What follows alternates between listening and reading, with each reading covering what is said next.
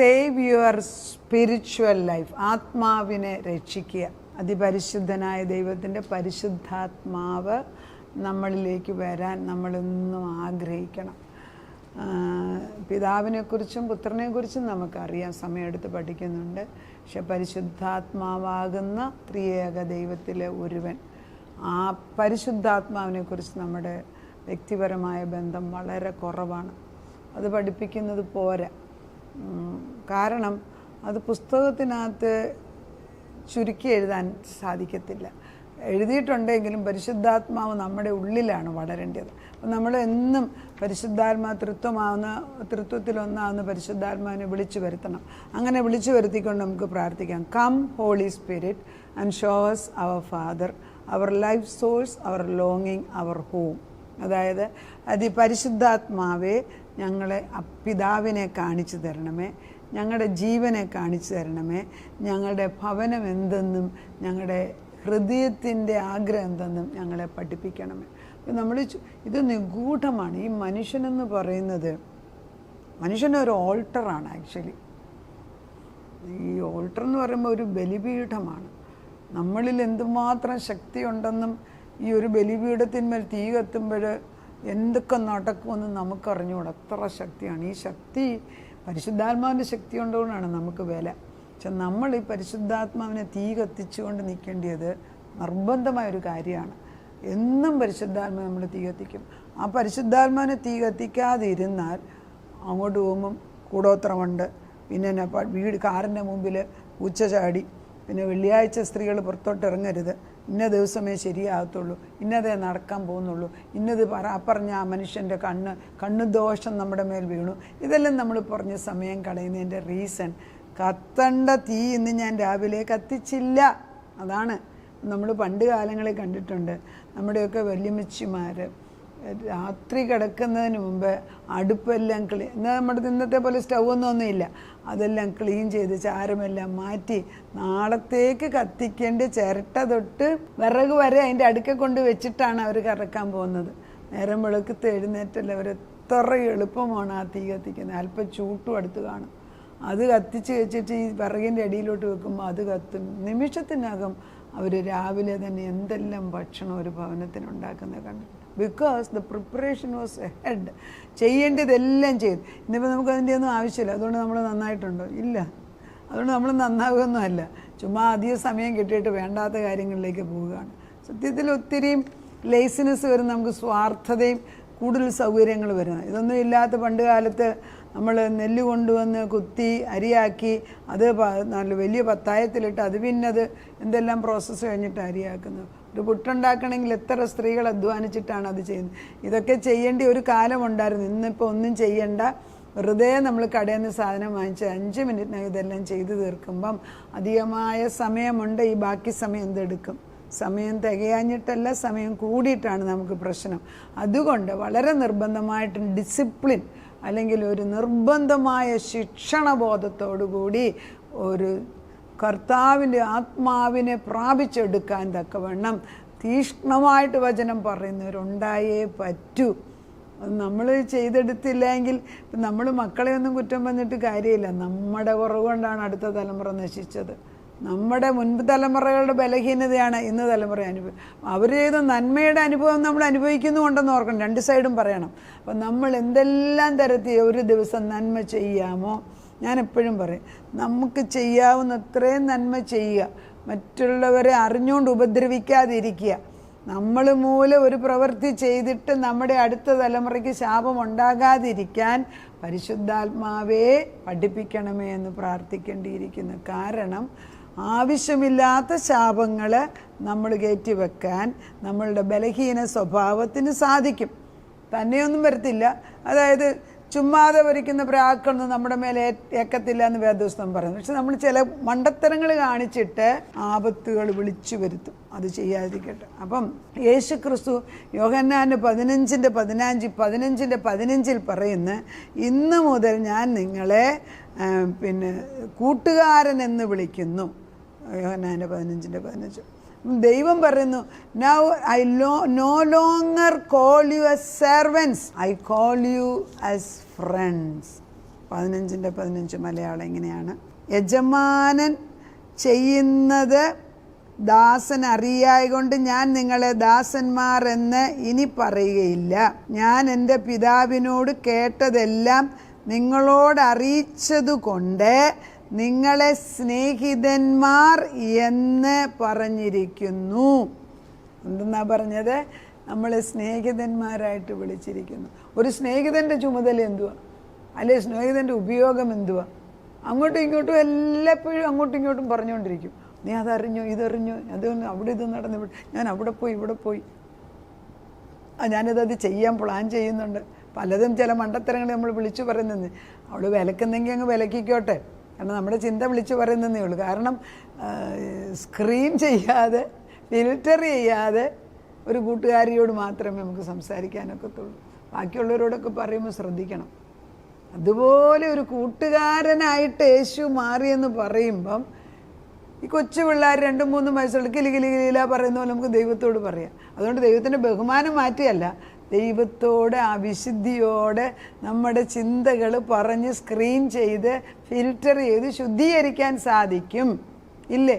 Example ഞാൻ പറയാം. നമ്മൾ ഉദ്ദേശിച്ച കാര്യത്തിന് വളരെ നല്ല റിസൾട്ട് കിട്ടിയപ്പോൾ നമ്മൾ തോറ്റുപോയിട്ടെന്നിരിക്കുന്നു.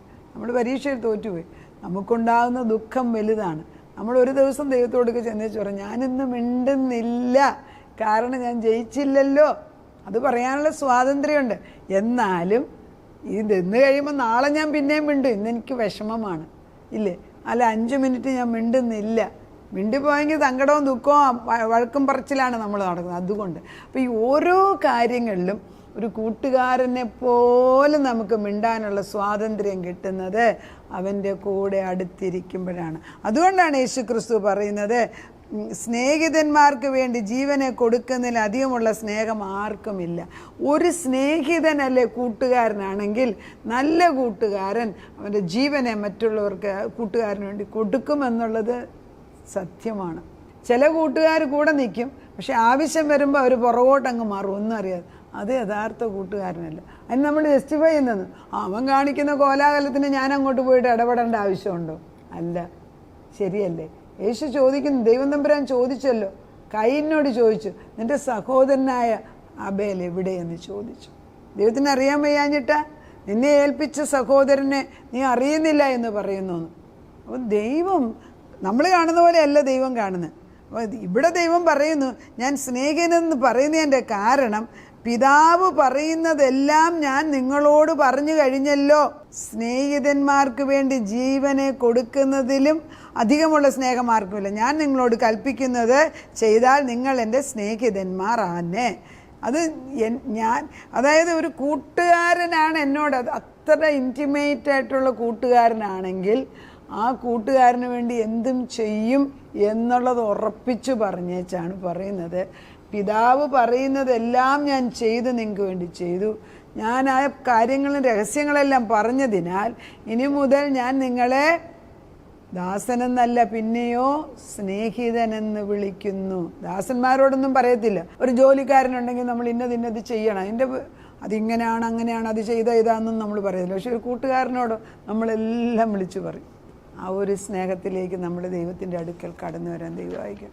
ദൈവസന്നിധിയിൽ ഇരിക്കുമ്പോൾ, യേശുവിനോടുകൂടെ സംസാരിച്ചു കൊണ്ടേ ഇരിക്കുമ്പോൾ നമ്മുടെ വികാരങ്ങളെയാണ് നമ്മൾ ക്ലീൻ ചെയ്യുന്നത്.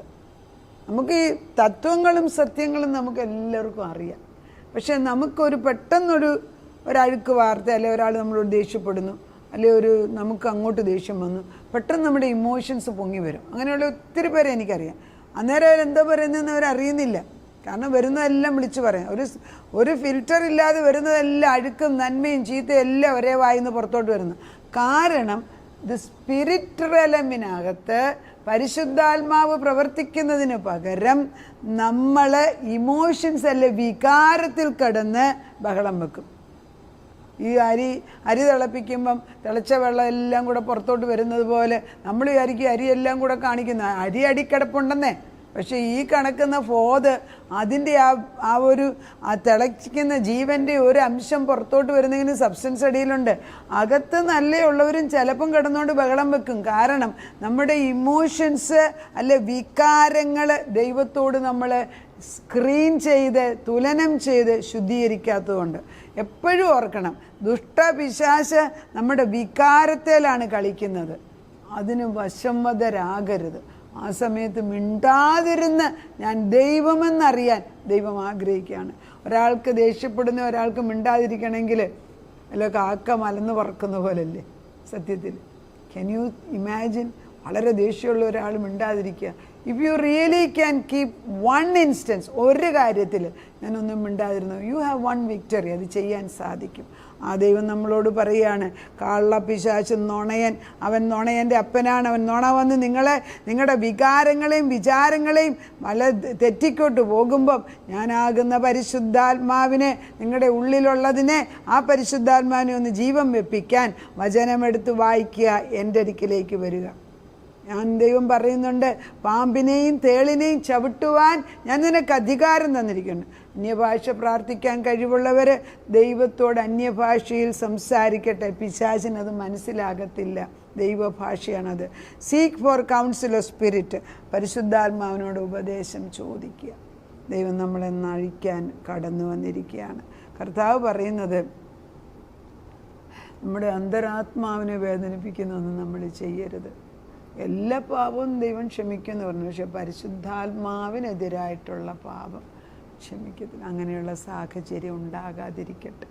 നമ്മൾ തലമുറയായിട്ട് കർത്താവെ, ഈ സത്യദൈവത്തെ അറിഞ്ഞ മക്കൾ വഴിതെറ്റിപ്പോയിരിക്കുന്നിടത്തു നിന്ന് 99 ആടിനെ ഇട്ടേച്ച് ഒരാടിനെ അന്വേഷിച്ചു പോയ ദൈവം ഞങ്ങളുടെ തലമുറകളോട് കരുണ തോന്നി തിരിച്ചു കൊണ്ടുവരുന്നതായിട്ട് ഞങ്ങൾ കാണുന്നു.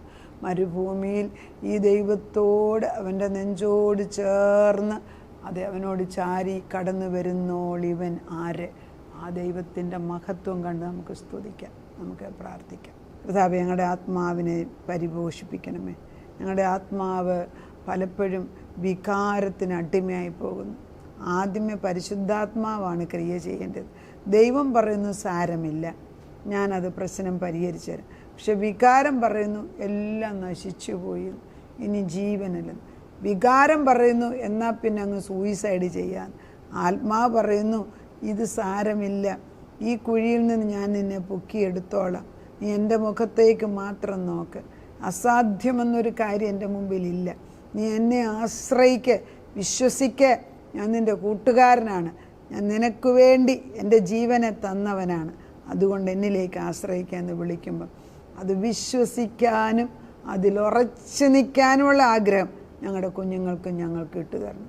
ഏതൊരു പ്രശ്നം വരുന്നതിന് മുമ്പേ പലപ്പോഴും അപ്പച്ചൻ കാണിക്കും. വരുമ്പോൾ കർത്താവേ, നിന്നിലേക്ക് ആശ്രയിച്ച് നീ എന്താണ് പറഞ്ഞതെന്ന് വീണ്ടും വീണ്ടും ഉറച്ചു പറയാനുള്ള കൃപ പ്രാപിക്കുവോളം, നിന്നിൽ നിന്ന് അത് പ്രാപിക്കുവോളം നിൻ്റെ അടുക്കൽ ഇരുപ്പാൻ ഞങ്ങളെ പഠിപ്പിക്കണം. പ്രാപിച്ചു കഴിഞ്ഞാൽ നന്ദിയുള്ളൊരു ഹൃദയം കൂടെ തരണം. എല്ലാ ആവശ്യങ്ങൾക്കും മതിയാവുന്നതിനായ പരിശുദ്ധാത്മാവ് എൻ്റെ ഉള്ളിൽ ശരീരത്തിനകത്ത്, ദൈവമേ, നീ പറയുന്ന ഈ പരിശുദ്ധാത്മാവിൻ്റെ മന്ദിരമായിട്ട് എൻ്റെ ശരീരമാക്കി തീർത്തതിന് നന്ദി പറയുന്നു. അവിടുന്ന് എന്നിൽ കൂടെ വസിച്ച് എൻ്റെ മഹത്വം മറ്റുള്ളവരിലേക്ക് കാണിക്കാൻ ഇടയാക്കണമേ. പ്രാർത്ഥനയുടെ ഉത്തരം തന്നതിന് നന്ദി. യേശു ക്രിസ്തുവിൻ്റെ പുണ്യനാമത്തിൽ തന്നെ, ആമേൻ.